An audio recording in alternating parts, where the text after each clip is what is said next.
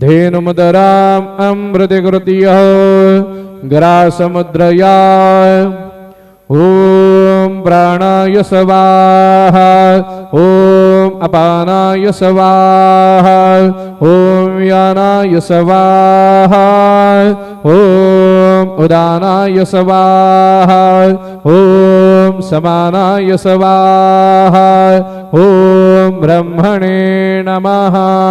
मध्यपानीयं समर्पयामि पुनर्नैवेद्यं निवेदयामि।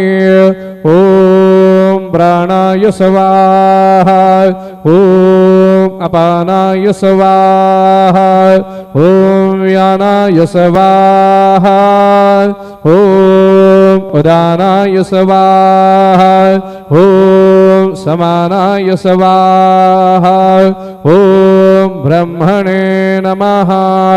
नैवेद्यं निवेदयामि हस्तप्रक्षालनं समर्पयामि मुखप्रक्षालनं समर्पयामि। सद्गुरु साईनाथ देवताभ्यो नमः। सायंकाले शेषोपचारार्थे चरणकमले प्रार्थना पूर्वक नमस्कारं करोमि।